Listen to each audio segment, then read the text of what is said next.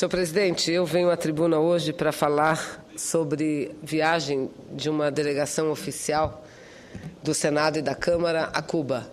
Mas antes disso, e diante das colocações do senador Bauer, querido senador do meu estado natal, Santa Catarina, falar sobre a votação agora de manhã, senador Bauer, do projeto de resolução do Senado número 1.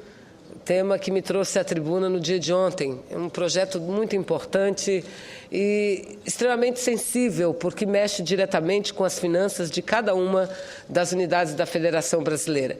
E, senador Bauer, penso que hoje foi aprovado, o que foi aprovado hoje está exatamente dentro daquilo que o Brasil precisa. A Zona Franca de Manaus mostrou que, apesar de ter 3 senadores somente aqui, e se contarmos mais Roraima, Rondônia, Acre, que também fazem parte do sistema, teríamos 12 senadores somente. Apesar disso, tivemos o apoiamento de importantes parlamentares de importantes regiões do país, principalmente Nordeste e Centro-Oeste. Senador Bauer, sei que sua preocupação ela é justa, e por isso mesmo nós temos todo o interesse de dialogar com cada uma das unidades da Federação sobre essa questão. São Paulo vem divulgando, aliás, são páginas e mais páginas, páginas inteiras dos grandes jornais, falando da ameaça da Zona Franca ao Brasil. Eu lhe pergunto, senador Bauer, como pode um Estado que representa 1,6% do PIB brasileiro, que abriga um dos poucos modelos de incentivo fiscal que deu certo nesse país, que é a Zona Franca de Manaus, há 45 anos, e representa 1,6% do PIB, como um Estado desse pode ameaçar o Brasil? Um Estado que não tem logística, um Estado que não tem infraestrutura, um Estado que sequer por estrada está ligado às demais regiões do país. Não existe essa possibilidade de, com a aprovação desse projeto, as indústrias brasileiras migrarem para o Estado do Amazonas. Não existe a menor possibilidade. Sabe por quê também, senador? Eu disse hoje na comissão, a legislação brasileira regula a Zona Franca de Manaus. Ela orienta a Zona Franca de Manaus. Quem regula a Zona Franca de Manaus é o governo federal. É o governo federal que tem maioria no CAS, porque a Zona Franca não é um projeto do Estado, é um projeto de Brasil, que mantém de pé 98% da floresta amazônica. Mantém de pé. Então, senador Bauer, eu tenho certeza, Vossa Excelência, que recebe amigos, precisa se reunir, tenho certeza que estaremos juntos na votação aqui do plenário. Porque, repito, não há qualquer tipo de ameaça. O que nós precisamos fazer, senador Figueiró, a partir desse projeto de lei, desse projeto de resolução, é garantir um desenvolvimento mais igual do país. Eu, às vezes, me espanto com a agressividade do Estado de São Paulo contra a Zona Franca. Aliás, a guerra fiscal que nós temos hoje, de Zona Franca, não são com outros estados brasileiros. Não é com Mato Grosso, não é com Ceará, não é com Pernambuco. A guerra fiscal que existe hoje, que envolve a Zona Franca, é com São Paulo.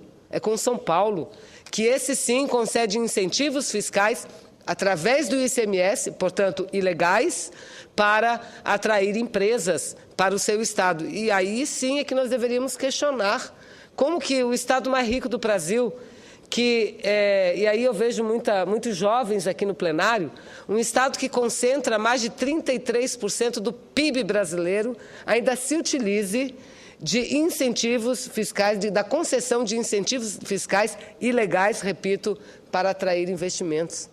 Então não tem menor lógica no discurso de que a Zona Franca é a ameaça para o Brasil, de que a Zona Franca vai fazer com que indústrias catarinenses migrem de Santa Catarina para lá. De jeito nenhum, essa possibilidade não existe, até hoje não aconteceu e não vai acontecer, não vai. Logo, e há alguns anos, quando os tributos federais tinham um peso muito maior, e, portanto, o incentivo da Zona Franca era muito forte, mesmo naquela época, nós nunca tiramos empresa de ninguém. Vou dar um exemplo, poderia dar vários aqui. Nós lutamos muito para aprovar um PPB, que é o Processo Produtivo Básico, para a produção de calçado de alto rendimento, para atleta de alto rendimento. A Adidas tinha interesse de montar uma fábrica na Zona Franca. E esse projeto não foi adiante, exatamente como forma de não ameaçar, em hipótese nenhuma ele não ameaçava, mas não dar a menor margem de ameaça para os polos calçadistas instalados no sul do país, Rio Grande do Sul e São Paulo especialmente. Uma outra questão que se colocou lá, a renúncia fiscal, e muita gente dizendo que a renúncia do Norte, não é da Zona Franca, do Norte, de 21 bilhões é muito. O que dizer dos 70 bilhões do Sudeste do país, então? O que falar dos 53 previstos em relação às desonerações dadas para que o governo e o Brasil enfrente a crise econômica, que é uma crise internacional, e 53 bilhões de desoneração esse ano, grande parte dela dirigida ao Estado de São Paulo. Então, aqui quero cumprimentar os senadores e as senadoras pela sessão de hoje, mesmo aqueles que não votaram com a Zona Franca, porque foi um debate de alto nível. E tenho certeza que até o projeto chegar a plenário, nós vamos ter muito tempo para o debate e mostrar que nunca fomos, não somos e jamais seremos, senador Humberto, ameaça para o Brasil, nem mesmo no segmento e no setor de informática. Mas, presidente, senhores senadores, nós viajamos a Cuba no último dia 28 e ficamos lá até o dia 2, quando retornamos ao Brasil. Uma comitiva de 3 senadores e 4 deputados federais. Além de mim, o senador Valdir Raupp, a senadora Lídice da Mata, senador do PMDB, senadora Lídice do PSB. E deputado Josias, deputado Valmir, deputados federais pelo PT, deputada Marinha Raupp e deputado, enfim, os 4 deputados que estiveram presentes lá. E fomos através da organização de uma programação organizada pelo Grupo Parlamentar de Amizade Cuba-Brasil. E fomos recebidos lá pelos representantes da Assembleia Nacional e tivemos a grata satisfação de termos nos acompanhando toda a viagem, todos os eventos, o senhor Pedro Poço, que aqui quero cumprimentar, parlamentar cubano e membro da Assembleia Nacional, que foi de total delicadeza, gentileza e atenção com a delegação brasileira. Nós, primeiro, tivemos encontro com importantes dirigentes do governo de Cuba, e eles tiveram a paciência de não apenas fazer uma apresentação, mas conosco travar um debate sobre a macroeconomia de Cuba, porque, como todos sabem, Cuba, durante o seu do 6º Congresso do Partido Comunista de Cuba, realizado no ano de 2011, aprovou mudanças profundas no regime, que eles consideram não reformas, mas consideram atualização de um sistema que é socialista e deve permanecer como tal. E essas transformações, essas atualizações vão desde regras para o parlamento e o pré-estabelecimento de período de mandato, sendo permitido apenas uma reeleição para presidente da República, e lá o mandato é de 5 anos, apenas uma reeleição, e uma renovação. Também aprovaram uma maior participação das mulheres no parlamento, tanto que o país chega hoje a mais de 48% das cadeiras do Congresso Nacional ocupada por mulheres. E percebemos muito, não só nas conversas, nas reuniões que tivemos, mas nas próprias ruas, senador Suplicy, como que essas mudanças econômicas de abertura já vêm surtindo efeitos naquele país. São pessoas simples que antes eram funcionários do Estado e passam a ser proprietários dos seus próprios negócios. Hoje, qualquer pessoa viaja, antes também, não que fosse proibido, mas a burocracia era muito maior. Hoje, diminuiu-se muito a burocracia para que cidadãos cubanos viajem para qualquer país a qualquer momento. Repito, não que antes fosse proibido, nunca foi proibido. Entretanto, a burocracia era muito mais rígida do que é hoje. Hoje não há qualquer burocracia e qualquer cidadão ou cidadã cubana é livre para viajar a qualquer tempo e voltar tempo que queira, não é? Então, a gente percebe a alegria e as transformações que o país vive com essas mudanças econômicas. E talvez a mais simbólica delas todas seja a questão do Porto de Mariel, que eu falarei adiante, e que é hoje o projeto maior de infraestrutura realizado naquele país e com a parceria do governo brasileiro, do Brasil, do Estado brasileiro, através do BNDES. Estivemos também numa visita, e eu já fui por várias vezes, na ELAM, senador Humberto. A ELAM é a Escola Latino-Americana de Medicina. E lá, mais uma vez, tivemos contato com estudantes brasileiros que fazem medicina e estudam gratuitamente, sem pagar nenhum centavo. E ouvimos deles as ponderações em relação à política brasileira e as dificuldades que o Estado brasileiro impõe para a revalidação dos diplomas dos médicos formados não só em Cuba, mas fora do Brasil. Falamos das medidas que vêm sendo adotadas no Brasil e daquelas que deverão ser adotadas em breve para fazer com que a falta de médicos, principalmente no interior desse gigante que é o Brasil, possa ser suprida e possivelmente com a presença de médicos formados fora do Brasil, com contratos de trabalho muito claros e vinculados à atuação nessas áreas onde exista comprovadamente a falta ou até a ausência de profissionais médicos. E visitamos, entre outras atividades, o ato do dia 1º de maio, e eu vi a senadora Lídice da Mata, e não só ela, todos nós, muito emocionados. Eu já tinha participado há alguns anos de um ato no 1º de maio. Hoje o ato é diferente, não é um ato público,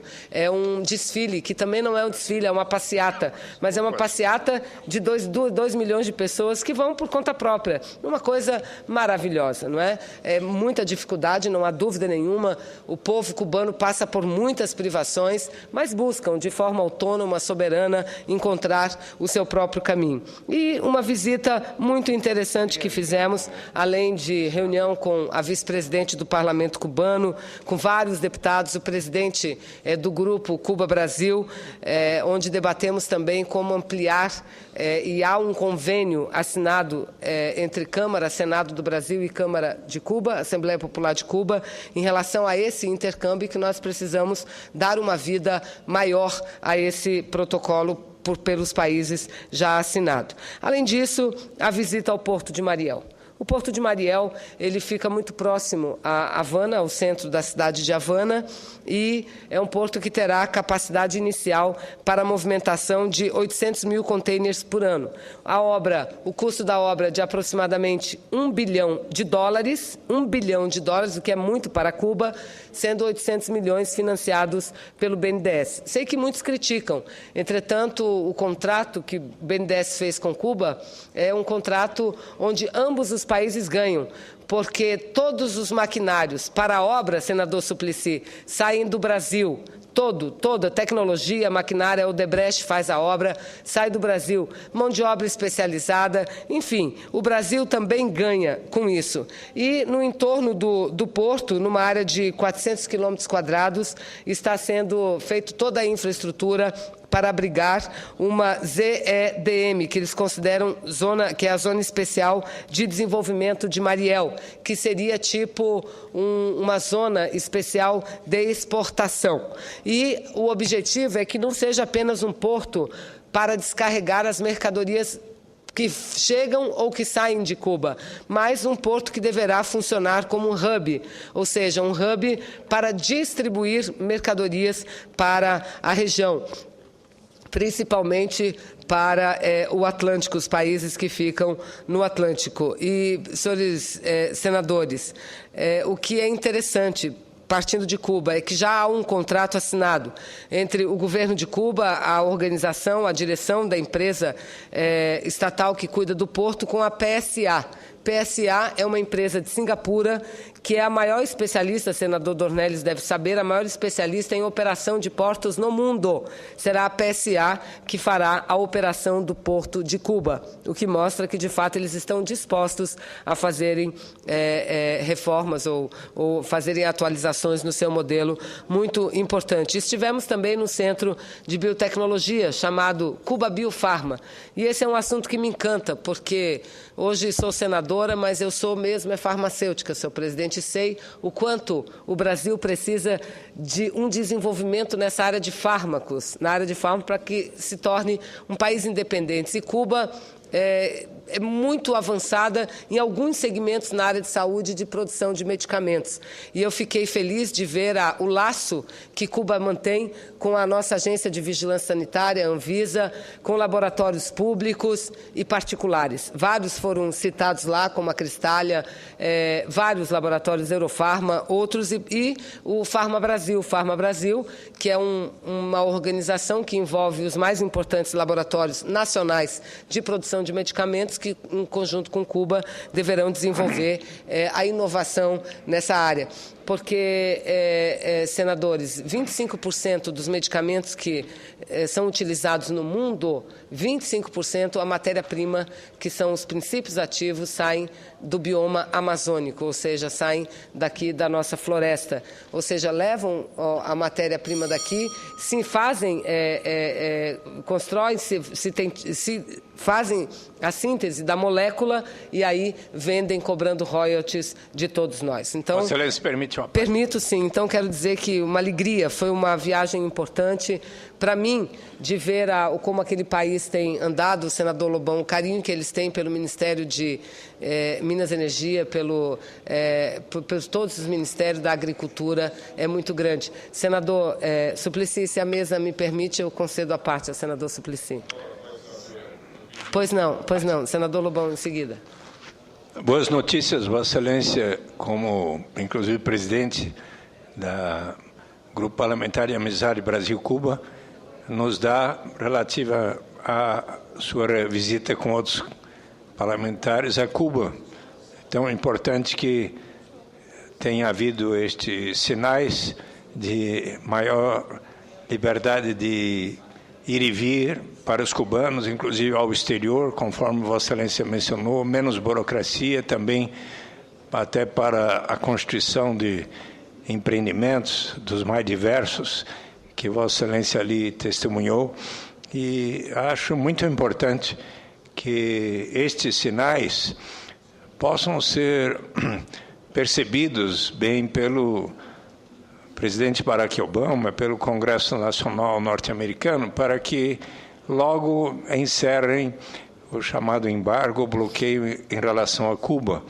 Ademais, considerei importante as manifestações do próprio presidente Barack Obama nestas últimas 2 semanas, em que ele expressou a disposição de fechar a prisão de Guantánamo, que é uma das questões que preocupa as autoridades cubanas já há tempo. E, por outro lado, cumprimento Vossa Excelência pelo resultado da votação. Eu tinha um outro ponto de vista em relação ao que se passou hoje sobre a PRS-1, que Vossa Excelência aqui mencionou na primeira parte de seu pronunciamento. Agradeço a visita que Vossa Excelência e outros senadores fizeram a mim com o presidente da CUT do PT em Manaus, bem como superintendente da SUFRAMA, trazendo dados relevantes. Eu acredito que para nós, inclusive de São Paulo, é importante estudarmos mais aprofundadamente. Acredito que, quem sabe, possamos, por ocasião da votação em plenário na próxima terça-feira, estarmos mais próximos de um entendimento eventualmente consensual proposto pelo senador Armando, de tal maneira que, quem sabe, possamos chegar a uma alíquota intermediária entre os 12% e os 7%, como 9%. Mas eu quero lhe dizer, senadora Vanessa Graziotin, que como senador de São Paulo, é muito importante que nós compreendamos bem tudo que se passa lá na Zona Franca de Manaus e possamos colaborar para que ali o desenvolvimento da indústria ali se dê cada vez mais de forma a poder um dia chegar a ser mais autônomo com o próprio desenvolvimento tecnológico, que acredito seja o objetivo também de todos no Amazonas. Então, e portanto, o nosso diálogo vai continuar. Eu espero até em breve fazer uma visita a Manaus para conhecer mais de perto tudo aquilo que foi expresso pelos que me visitaram hoje ali no gabinete. Muito obrigado. Eu agradeço Vossa Excelência, senador. Falava de fato a respeito do projeto de resolução no início e dizendo que teremos mais alguns dias, e não sei se na terça-feira será a votação, por conta da votação da medida provisória 599, que parece que teria que pelo menos passar na comissão primeiro, para depois votarmos o projeto de resolução no plenário. Mas vamos continuar dialogando, porque eu como representante do Estado do Amazonas, sou uma das mais interessadas em fazer com que essa casa entenda que o Amazonas não está ganhando a mais. O Amazonas está mantendo o que tem.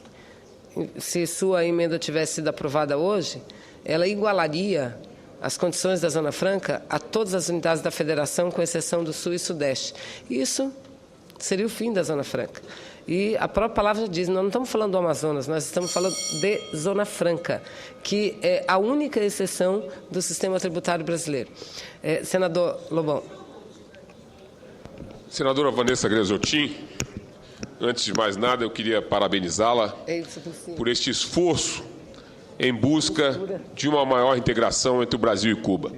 Vossa Excelência, a quem tenho o prazer de conviver aqui no Senado, já tive 1000 oportunidades de conviver de forma mais direta, sei bastante bem da paixão que Vossa Excelência tem por Cuba e tenho certeza de que nós temos muitas coisas a aprender com este país nas experiências exitosas que eles tiveram, como, por exemplo, na área da saúde.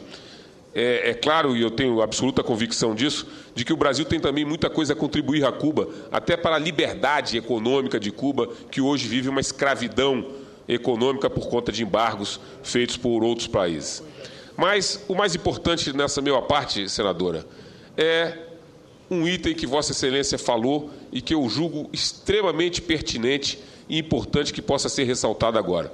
A importância da região amazônica na produção de remédios pelo mundo inteiro. É preciso que o Brasil, o governo do Brasil, tenha ciência da importância absoluta que a região amazônica como um todo tem no fornecimento da matéria-prima para a produção dos remédios, que é uma das grandes indústrias, uma das indústrias mais rentáveis do mundo, a indústria farmacêutica.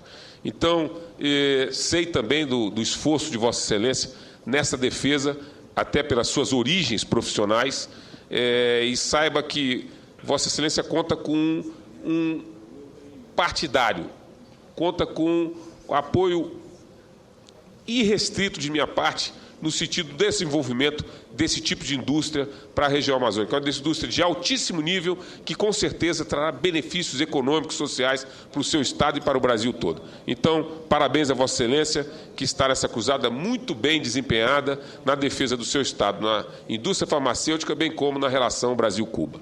Eu agradeço, senador Lobão.